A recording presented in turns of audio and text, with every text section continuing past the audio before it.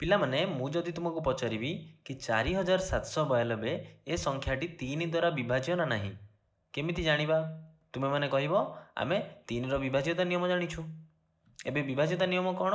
ଆମେ ସଂଖ୍ୟାର ଅଙ୍କଗୁଡ଼ିକୁ ମିଶାଇବା। 4ରେ 7 9 ଏବଂ 2 ମିଶାଇଲେ କେତେ ହେବ? 4 7 11 11 9 20 20 2 22। ଏବେ 22 3 ଦ୍ୱାରା ବିଭାଜ୍ୟ କି ନୁହେଁ, ତେଣୁ 4792 ବି 3 ଦ୍ୱାରା ବିଭାଜ୍ୟ ନୁହେଁ।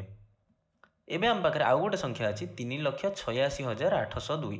ଏବେ ମୁଁ ଯଦି ପଚାରିବି ଏ ସଂଖ୍ୟାଟି ବି 3 ଦ୍ୱାରା ବିଭାଜ୍ୟ ନା ନାହିଁ, ତୁମେ ସେମିତି କ'ଣ କରିବ? ଅଙ୍କଗୁଡ଼ିକୁ ମିଶାଇ ଦେବ। ମିଶାଇଲେ କେତେ ହେବ?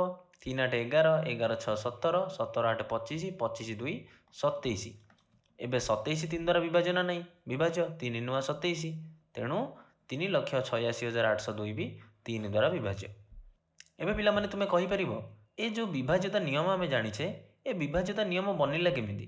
କେମିତି ଆମେ ଜାଣିଲେ କି କୌଣସି ବି ସଂଖ୍ୟାର ଯଦି ସବୁ ଅଙ୍କକୁ ଆମେ ମିଶାଉଛେ ଯେଉଁ ସଂଖ୍ୟା ବାହାରୁଛି ସେ ସଂଖ୍ୟା ଯଦି 3 ଦ୍ୱାରା ବିଭାଜ୍ୟ, ତାମାନେ ଆମର ବଡ଼ ସଂଖ୍ୟାଟା ବି 3 ଦ୍ୱାରା ବିଭାଜ୍ୟ ହେବ। କେମିତି ଜାଣିଲେ ସେଇଟା ଆମେ ଆଜି ପଢ଼ିବା। ଧରିନିଅ ମୁଁ ଗୋଟେ ସଂଖ୍ୟା ନେଉଛି 498। ଏବେ ଏଇ 498କୁ ମୁଁ ବିସ୍ତାରିତ ରୂପରେ ଲେଖିବି। କେତେ ହେବ? 4 ଗୁଣନ 100, କାରଣ 4ଟା 100 ଅଛି। 10 କେତେଟା ଅଛି? 9ଟା, ଯୁକ୍ତ 9ଟା 10 ଯୁକ୍ତ 8। ଆମେ 8 ଗୁଣନ 1 ବି ଲେଖିପାରିବା, କିନ୍ତୁ 8 ଗୁଣନ 1 କେତେ? 8, ତେଣୁ ମୁଁ ଲେଖିଛି 8। ଏବେ ମୁଁ କ'ଣ ଲେଖିବି?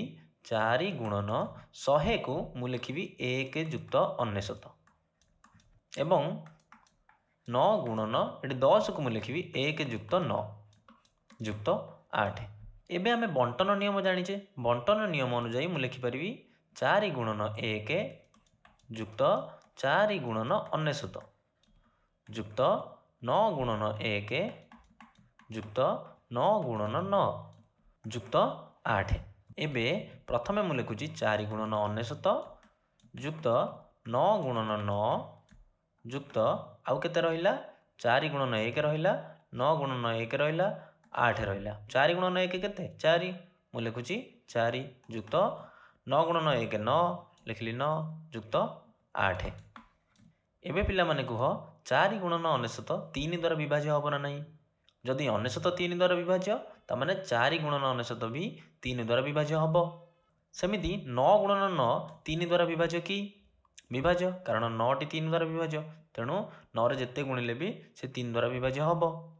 ଏବେ ରହିଲା କେତେ? 4 9 8। ଏଠି ଆମେ ଦେଖିଲେ କି ବିସ୍ତାରିତ ରୂପରେ ଅଙ୍କମାନଙ୍କର ଯୋଗଫଳକୁ ଛାଡ଼ି ବାକି ସବୁ ସଂଖ୍ୟା କ'ଣ 3 ଦ୍ୱାରା ବିଭାଜ୍ୟ ହେଉଛନ୍ତି। ତେଣୁ ଆମେ କ'ଣ କରିବା? ଏହି ସଂଖ୍ୟା ତିନୋଟିର ଯୋଗଫଳ ବାହାର କରିବା ଏବଂ ସେ ଯୋଗଫଳ ଯଦି 3 ଦ୍ୱାରା ବିଭାଜ୍ୟ, ତାମାନେ ସଂଖ୍ୟାଟି 3 ଦ୍ୱାରା ବିଭାଜ୍ୟ। କିନ୍ତୁ ତୁମେ ଯଦି ଭଲରେ ଦେଖିବ 4 9 8 ସଂଖ୍ୟାର 3ଟି ଅଙ୍କ, ତେଣୁ ଆମେ କ'ଣ କରୁଛେ? ଆମେ ସଂଖ୍ୟାର 3ଟି ଯାକ ଅଙ୍କକୁ ମିଶାଉଛେ।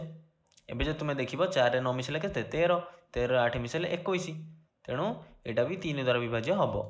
ଇଏ ବି ବିଭାଜ୍ୟ ହେଉଛି, ଇଏ ବି ବିଭାଜ୍ୟ ହେଉଛି, ତେଣୁ ସଂଖ୍ୟାଟି 3 ଦ୍ୱାରା ବିଭାଜ୍ୟ।